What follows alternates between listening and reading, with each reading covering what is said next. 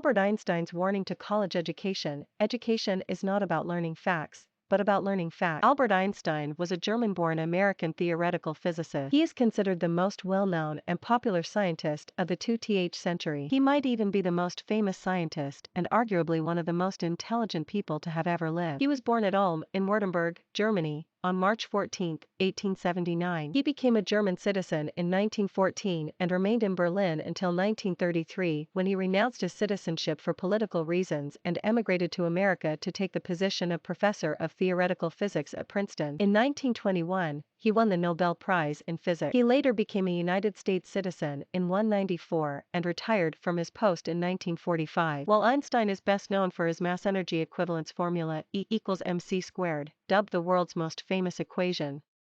In addition, he also developed the groundbreaking theory of relativity, which is one of the two pillars of modern physics. Today, Einstein's work is also known for its influence on the philosophy of science. It's no doubt that Einstein was a gifted mathematician and physicist. At the age of 12, he taught himself algebra and Euclidean geometry over a single summer. Einstein also loved music. He once said, his passion for mathematics led him to become convinced that nature could be understood as a mathematical structure. While commenting on college education during his visit to Boston in 1921, Einstein said, "Education is not the learning of facts, but the training of minds to think."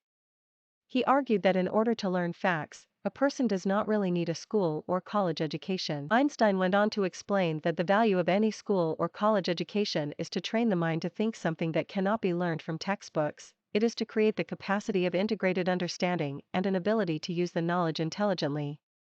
Today, educators and teachers no longer teach students to think for themselves, but instead tell them what to think. In 2018, the United States performed worse than Lithuania and Vietnam in mathematics on international testing. It's commonly argued that the U.S. education system is modeled on factories and not skills required for students to survive in the 21st century. Although critical thinking is the cornerstone of science, philosophy, and a functioning society, it is no longer being taught or embraced in our academic institutions. Instead, they are shunned, and anyone with opposing views is undermined, discredited, and labeled as racist and insensitive of others. Long gone are the days of objective truth. What's true for you may not be the truth for me. Everything is now relative. So 15 years after his message in Boston, in 1936, Einstein composed an essay in German that was published in English in 1956 under the title On Education.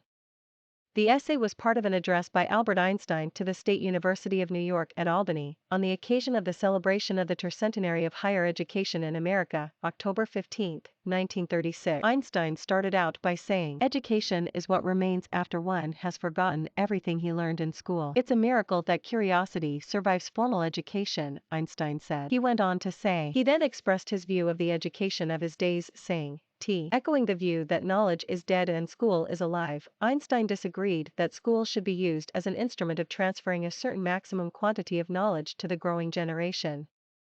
Einstein said that's not the right way. Instead, Einstein said the goal must be the training of independently acting and thinking individuals, who, however, see in the service of the community their highest life problem. Sometimes one sees in the school simply the instrument for transferring a certain maximum quantity of knowledge to the growing generation. But that's not right. Knowledge is dead. The school, however, serves the living. It should develop in the young individuals those qualities and capabilities which are of value for the welfare of the Commonwealth. But that does not mean that individuality should be destroyed and the individual becomes a mere tool of the community, like a bee or an ant. A community of standardized individuals without personal originality and personal aims would be a poor community with no scope for development. On the contrary, the aim must be the training of independently acting and thinking individuals, who, however, see in the service of the community their highest life problem. He then concluded with this idea of what he called the wit.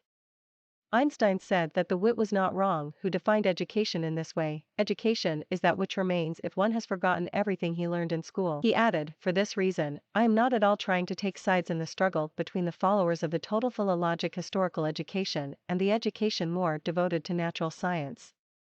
You can read the rest of the essay in the PDF document below. Meanwhile, Einstein was not alone. In March 1974, Isaac Asimov published How to Write 148 Books Without Really Trying in the journal Chemtech from the American Chemical Society. In 1975, the essay was updated and became How to Write 16 Books Without Really Trying, which appeared in Asimov's collection Science Past, Science Future.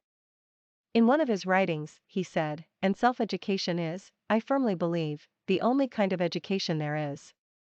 Asimov went on to say that the only function of a school is to make self-education easier. Failing that, it does nothing. I also read voluminously and omnivorously in science and history, which not only made subsequent classwork easier, but also early developed in me the habit of self-education. And self-education is, I firmly believe, the only kind of education there is. The only function of a school is to make self-education easier. Failing that, it does nothing. In closing, below is a related video that examines how public schools and the mainstream media have contributed to the growth of a passive citizenry, thus paving the way for the rise of tyranny. The video also looks at the role anti-authoritarians play in a free and flourishing society. Enjoy!